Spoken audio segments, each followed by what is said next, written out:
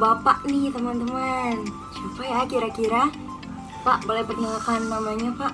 Selamat malam, nama saya dengan Yayat Hendri Gak usah Lasono. gitu, biasa aja. Oke. Selamat malam, saya dengan Yayat Hendri Lasono. Mau panggil bapak, mangga panggil abang, kayaknya udah lewat ya. Selamat malam. Bapak ini sebagai siapanya saya sih Pak? Sepertinya orang tuanya ya. Sepertinya ya. Sepertinya, ya. Nah, kali ini kita akan kupas tuntas mengenai komunikasi antar personal. Sebelumnya, Papa tahu nggak sih apa itu komunikasi antar personal? Komunikasi antar personal, ya pasti namanya aja udah komunikasi dengan antar personal. Di situ artinya ada pembicaraan, ada relasi, ada komunikasi, interaksi antara dua orang atau lebih. Seperti itu. Oke, betul sekali Pak. Nah, contohnya kayak kita gini ya, berarti kan ada percakapan antar keluarga, bisa juga teman, seperti itu teman-teman. Nah, langsung saja nih ke beberapa pertanyaan ya Pak. Yang Jangan pertama, susah-susah ya. Oh, siap Pak, siap.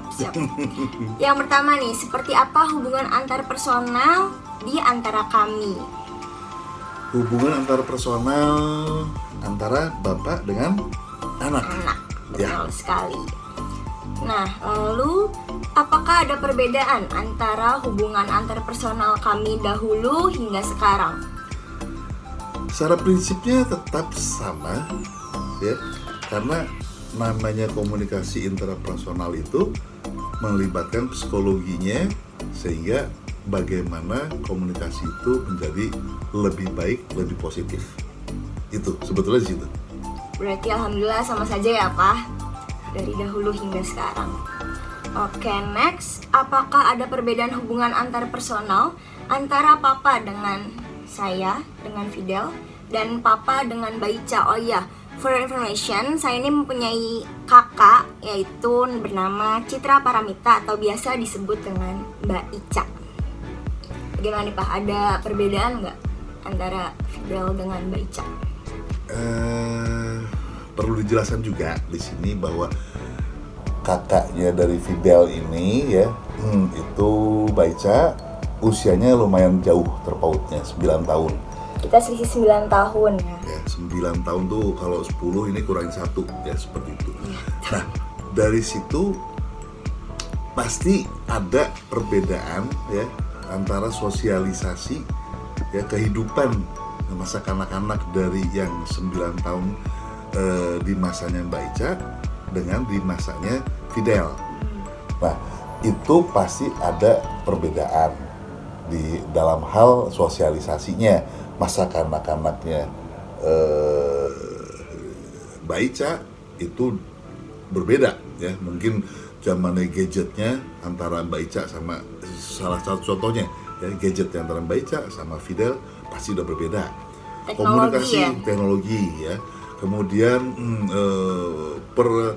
komunikasi lingkungannya juga udah berbeda. Mungkin mall zaman dulu dengan sekarang nggak sebanyak sekarang, seperti itu. Tapi ya, secara prinsipnya utamanya komunikasi antar personal yang positif dibangun secara psikologi itu tetap bagaimana komunikasinya itu positif, membangun pribadi yang lebih baik, Tersampaikan dengan jelas ya. Betul sekali. Nah, oke, next. Lalu situasi seperti apa yang kami bangun nih Pak agar terjalin komunikasi yang efektif Situasi antara seperti Papa apa? dengan Fidel? Ya, situasi yang misalkan seperti apa yang diharapkan dalam hal ini? Seperti misalkan mungkin kita sering cerita-cerita ya Pak, Nah. saling bertukar cerita gitu teman-teman. Mungkin ada yang dengan orang tuanya juga sering bertukar cerita ya. Ya, itu apapun kita perlu komunikasi itu sampaikan. Kadang-kadang sepertinya sebagai orang tua cerita, anak itu seperti tidak mendengarkan. Tapi ternyata pengalaman dari kakaknya nih, waktu Mbak Ica, ternyata apa yang disampaikan itu sambil dia baca buku, sambil pegang handphone, itu didengar. Dan karena berulang akhirnya komunikasi itu tersampaikan dan menjadi satu hal yang positif untuk mereka. Seperti itu.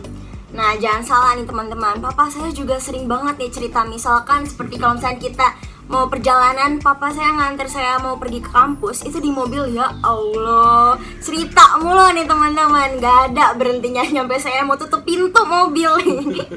Seperti itu teman-teman. Nah, lalu nih Pak, daya tarik atau sifat-sifat apa sih yang disukai oleh papa kepada saya yang membuat kami memiliki hubungan antarpersonal yang baik sampai sekarang? Ya gimana ya, Fidel ini anaknya baik, ya banyak temennya, suka membantu, bisa menitipkan diri sama orang lain juga. Jadi buat saya sebagai ayahnya, untuk Fidel ini rasa tenang. Alhamdulillah, makasih Bang, makasih.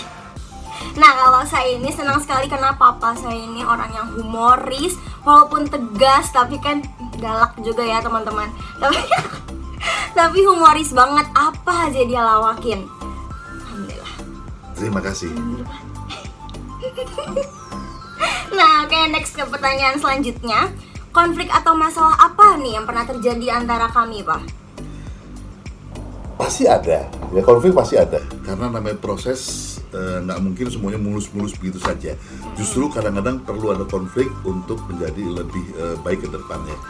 Ya ada beberapa hal ya, misalkan seperti jalan-jalan ke mall seperti apa segala macam, atau berkomunikasi dengan teman-temannya bagaimana sejak di sekolah itu menjadi lebih baik, itu komunikasikan ya. Tidak selalu langsung sampai komunikasi itu ke apa yang kita harapkan kepada anak, atau tidak semua apa yang disampaikan orang tua itu memang paling benar untuk anak, enggak juga. Kadang-kadang orang tua pun harus belajar dari apa yang disampaikan sama anak, apa yang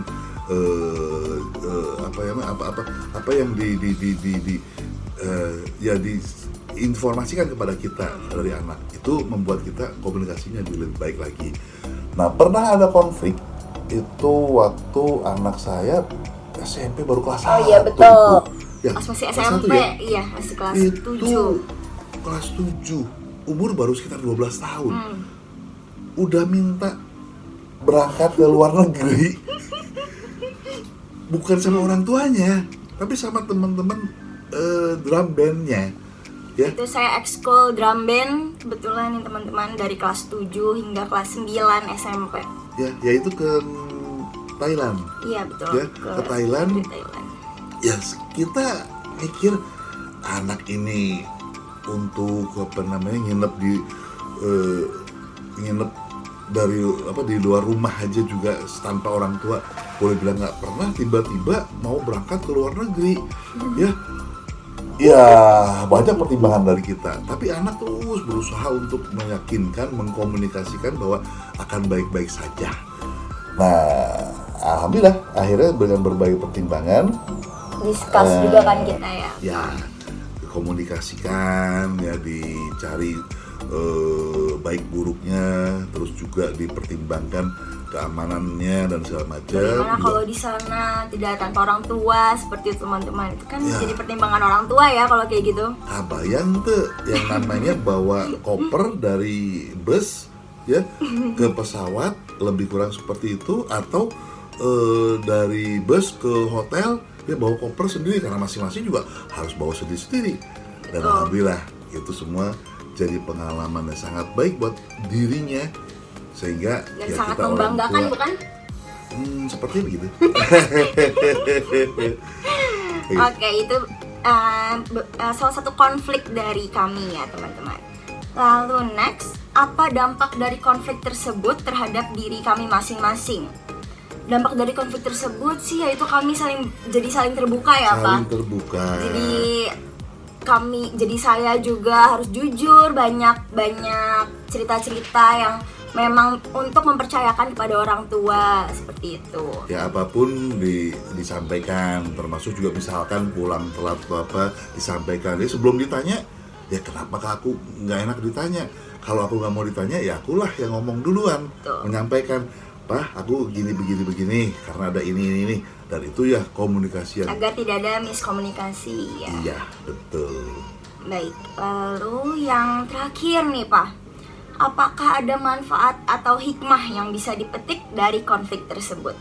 Jelas ya, apapun kita harus selalu menjadikan hikmah buat kita ya, termasuk dari konflik itu membuat kita menjadi lebih ya lebih banyak pengalaman dan Dengan wawasan. ada bedanya pendapat, kita kan jadi saling terbuka ya Pak. Betul.